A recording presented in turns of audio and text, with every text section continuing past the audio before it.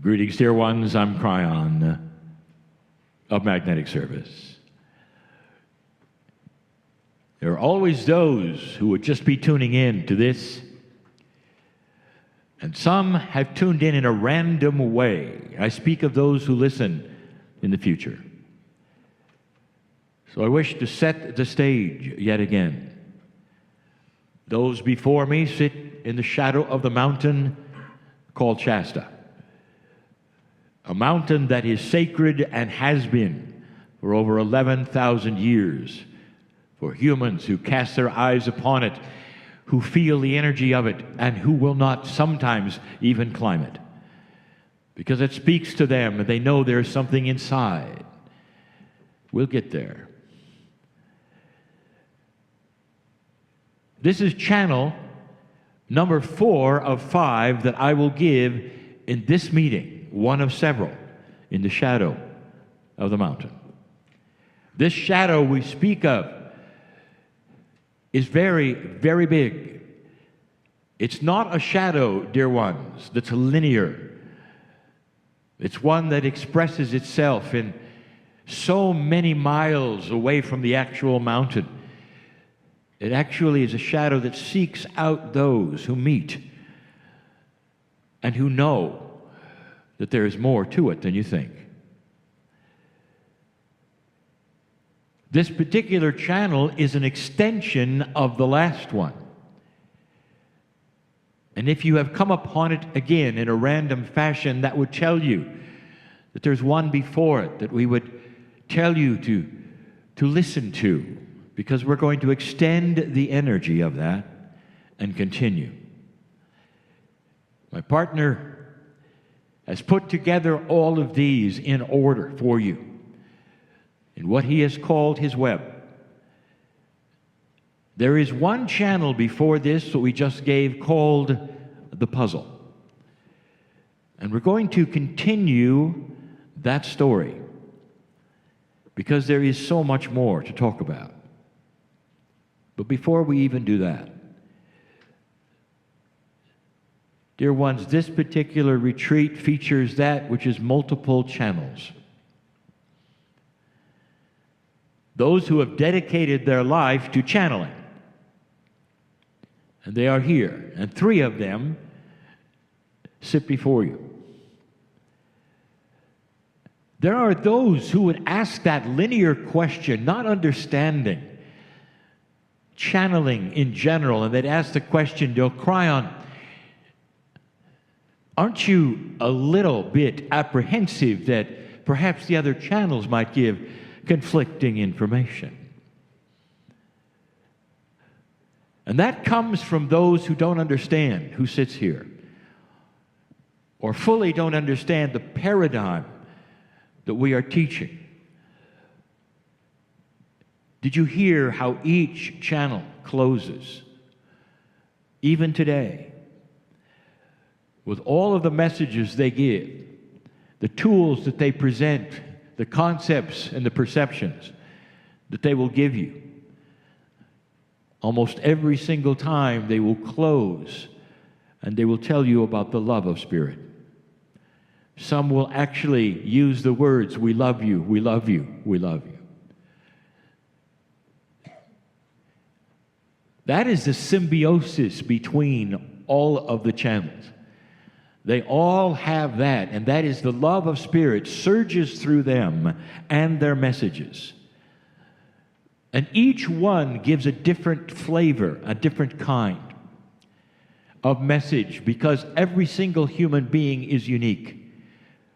Every single human being has their flavors of what they respond to, of what triggers truth in them, of how they want to sit and listen. And therefore, the many channels that you hear will satisfy so many different kinds of flavors. That is how it works, dear ones, and that is why there are so many who will channel in these days. They are still asked, how can you determine that a channel is real instead of one who is simply channeling ego? And the answer always is this, is use that discernment of love that you have and look inside and listen. For all they will tell you is about your magnificence. And all they will tell you in all their verbiage is about how much God loves you. Use the term God, Spirit, creative source, all meaning that which is an overlaying energy that has created you as you sit here. Created you in that term we have said before, in His image. A human term, a scriptural term, if you wish. And that image is love. And there we are, back to love. We have said this so many times as we continue the theme of the puzzle. We have said this so many times. How do you explain love? How is it possible? First of all, you must understand that love is not linear. It simply is not. You know this as a human being. When you cast upon the infant, perhaps for the first time, mothers, that has come out of you. And when the infant opens its eyes and you look in his or her eyes, and you know what that feels like. I'll tell you, that feeling at that moment cannot be written down, explained, itemized, quantified. It's too big. The love of God is too big for you to put it on paper and list it. It's silly to think about it. It's as crazy as it would be to have two human beings side by side in the moonlight, and one turns to the other and says, for the first time, gazing into the other's eyes, I love you. And then the one turns back and looks and says, what do you mean by that?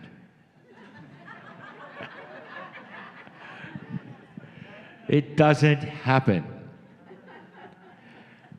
And yet, we sit here and say, God loves you infinitely, beyond measure, knows your name and your magnificence, made in the image of love, and you look back and say, what are the rules? And that is a continuation of that channel called the puzzle. The review is simple up to this point. We've talked to you about this puzzle, that humanity knows there's an afterlife, even through statistics of interviews. I said more than 80% of the planet believes in the afterlife, which says they understand there's more. And in the understanding that there's more, they have to then go to and are attracted to the teaching about what that might be.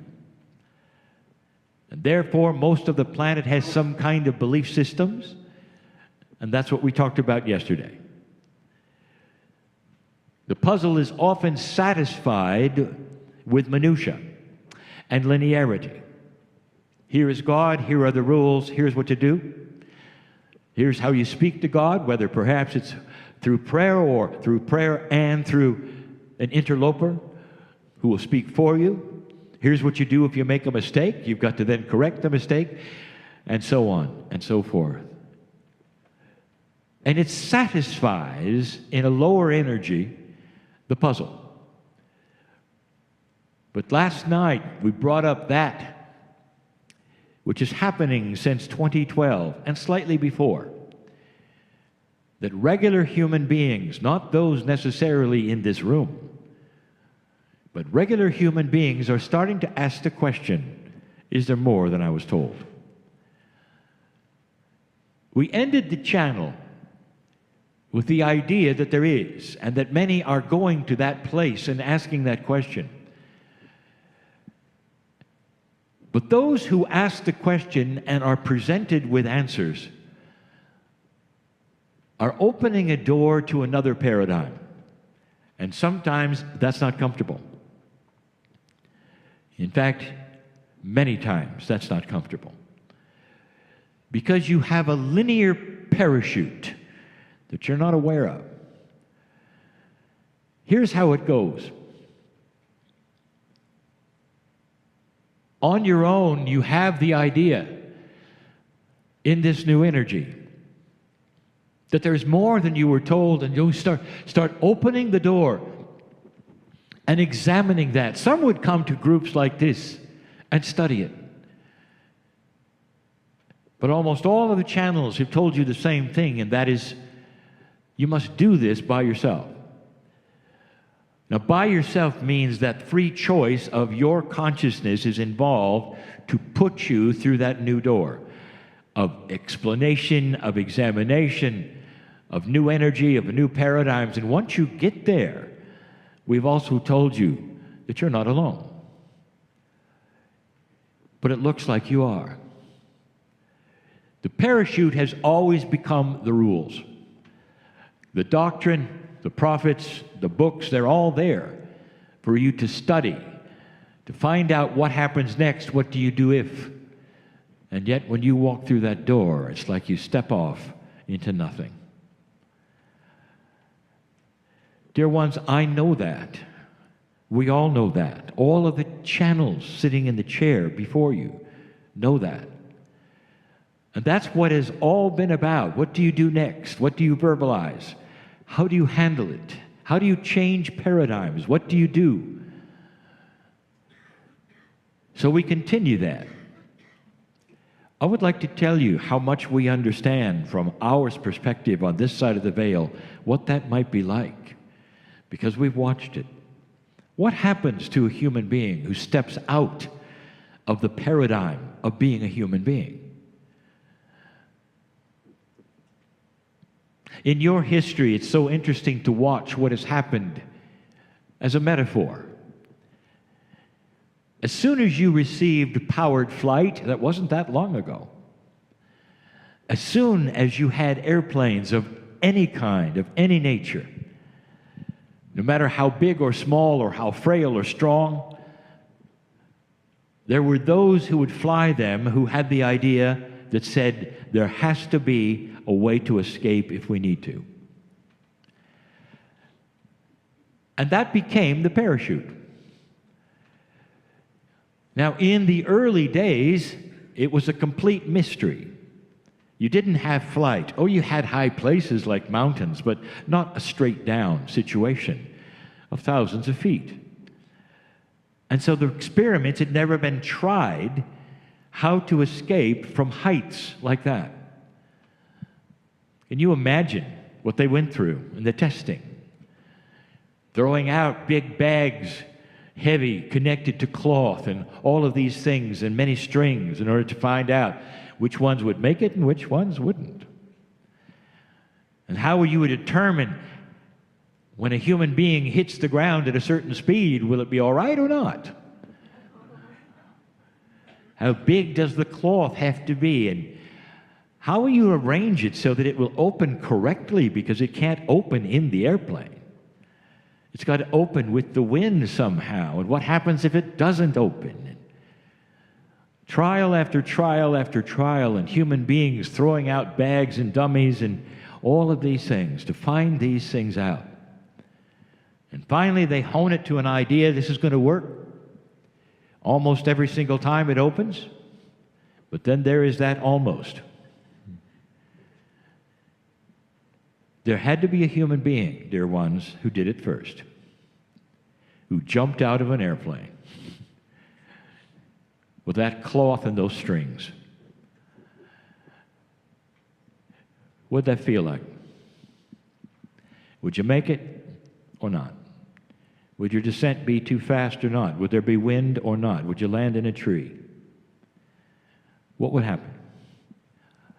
That feeling at that moment is how so many light workers feel when they step into the precipice of light. And there's no parachute, or at least not that they can see, and there's no rules. There's no prophet to save them in case they fail. And all they have is the knowledge that they have a loving God with a paradigm that has been so different than anything they've ever been taught. And we told you in closing last night not to worry about the minutia. And I'm going to talk about that. So that human being, that courageous human being, steps off the airplane, and lo and behold, that which they have tested and experimented with works. They hit the ground a little too hard. The next one will have more cloth, more strings, and you have the evolvement of the parachute. It even evolved to the fact that they knew they needed two in case the first one failed. And that became the spare. But that was all part of the inventions of the day. But still, today, there are those who have to step off for the first time, who've never done it. The same feeling. What I want to tell you that's interesting, and that is also a metaphor, is that parachutes were the same for decades and decades and decades and decades, until just recently, when someone came along and said, you know, what you're doing is falling through air, hoping things will open. What if instead you designed it like a wing? What if you used the air in a way that you understand because you understand flight? What if you could pull on the strings in a certain way and make this not a parachute but a glider of sorts? And it worked. Now there are those who are interested not even in jumping out of airplanes but jumping off of mountaintops. Now you have those who can glide, who can even take advantage of the currents, actually lift and stay for hours. There are those who can land on a dime, as they say. They know exactly where they're going. They're using what they cannot see, the air, as a tool. And now they're gliding. That paradigm, which was so frightening to them, which they hoped would work, and they hoped they would not land in a tree, and they hoped the chute would open, has now been refined so they are in control of invisible things called the air. You see where I'm going. You see what I'm saying. It took time. It took experimenting. It took courage. But that's where the paradigm that we're speaking of, that you step into, is a little different than the metaphor we're giving you, because as soon as you step into that area, I would like to tell you, all that these channels have been talking about starts to come into play. Number one, God knows you opened the door. Spirit, Creator, knows you opened the door. Now that's a tough call, because when you open it, you don't see it. You don't have the parachute of the doctrine or the words. All you have is seemingly empty space. And this is where it gets good, because while you learn, we hold you up. And when you're afraid, we hold you up. And then the experimenting begins when you learn to fly. And the learning to fly is a word that means you start to understand that energy, which seems to be odd because there seems to be no support of doctrines and prophets and rules. But you also realize something else. You look backwards, and we've talked about that before. Looking down into old consciousness is easy. Looking up into a consciousness you've never experienced is not possible. But here you are, above all things, going through that door and experimenting with that which is invisible and finding the cords to pull and the tools to use. Healer, are you listening? To create something you didn't expect.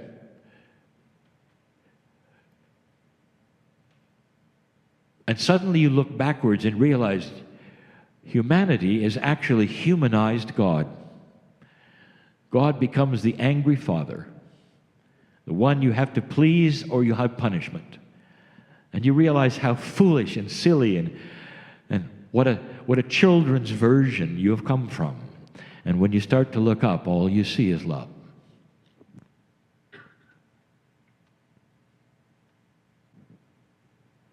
That's what I want to talk about.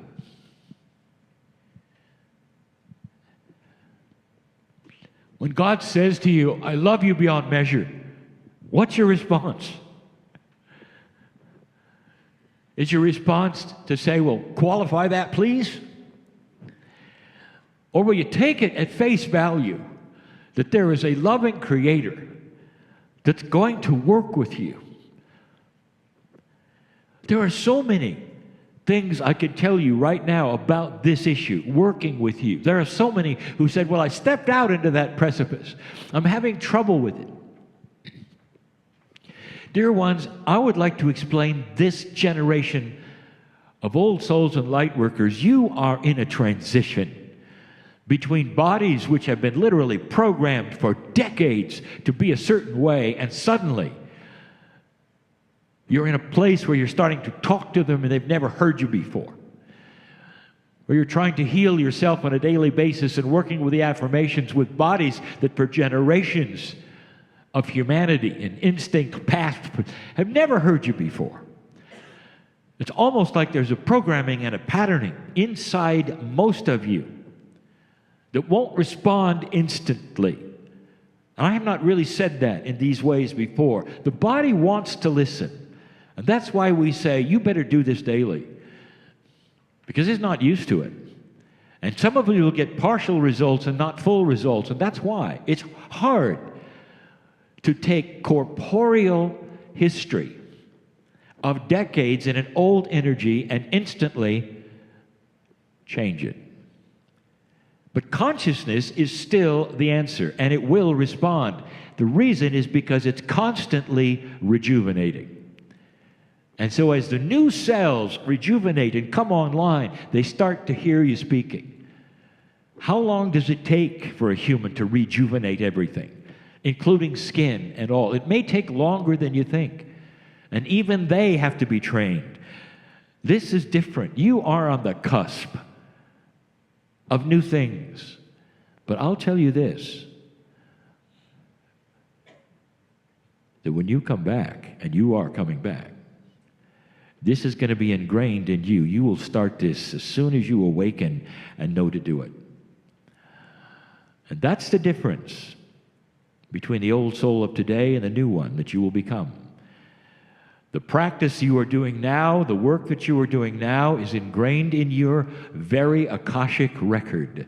And when you awaken next time, an evolvement takes place where you're going to remember it and continuing it, where you'll not make the same mistakes again, and for you will awaken new and fresh, ready to go and live a lot longer than you will now. That's part of breaking through that old into that new. Kryon, I'm still having trouble. Yes, you are. I know that. It's hard to leap out of that airplane. It really is. And so there'll be partial leaps. And what I mean by that is you'll cling to the old and try the new. We see that. We understand that. There's no right or wrong in the way you decide how much courage you might have and how far you want to go and whether you really want to let go or not. And that is who you are because you're absolutely unique. But I'm going to tell you this. It's a promise. For those of you who want to take the story I gave you early on, a parable called The Missing Bridge. If you want to take that to heart, you'll understand that the leaping is the best thing you can do all at once. And that is where you say to yourself, all that I may have ever learned or understand about anything on this planet, I will suspend. Anything. What my parents said, what my pastor said, my priest said, my rabbi said, any of these, I'm going to suspend it all. I can go back to it if I wish, but right now, I'm suspending it. And I'm saying, dear Spirit, is it true? Is there more? And I want to tell you, if you are courageous to do that and raise your hand, it's like an antenna. It's an antenna, and that antenna is not going to be struck by lightning.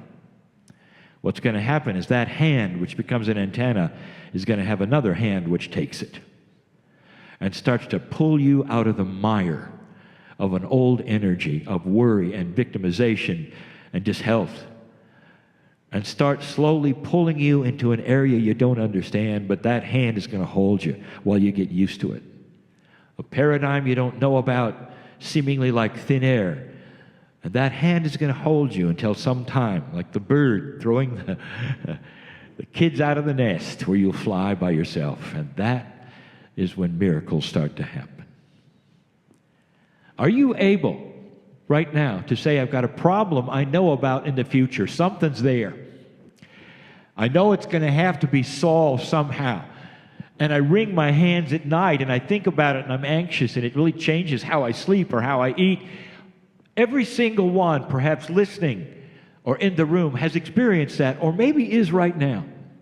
Anxiety about the future.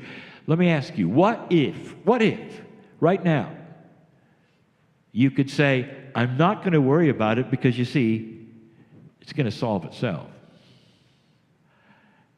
That's the story of the missing bridge. You might want to go and read it or listen to it. It's available. And that is the one that suspends all of the worry about the future, because they count on a solution that they don't understand and can't figure out for themselves, happening in a time they don't understand either. And that's why when you tell somebody what you believe and they are linear, somebody you meet on the street, well, how do you work your life? Well, I don't worry about it because it takes care of itself. And they label you right away as the ones that wear the little tinfoil hats and believe in spaceships above you. And they walk away. And again, another channel. They're too smart to look. They know better. In linearity, they know better. And if they stay in linearity, they're right.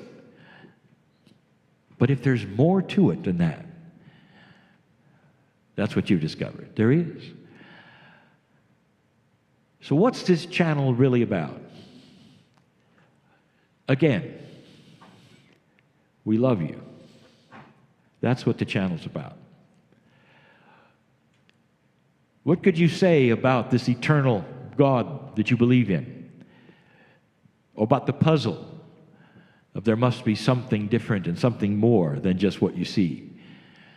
And if you could say, what is it that you know about that's interestingly almost every organized religion on the planet also agrees with you about? What is it? What's the common denominator of everything that everyone speaks of? And the answer is the incredible love of God. It mends doctrines that then take it to other places, but I'm talking about the core. Interesting, is it not, that the first organized religion on the planet had no prophet at all? The Hindu, oneness with all. Oneness, probably as close to the truth. And then from then on, humans did what they did, and I've told you, and you know.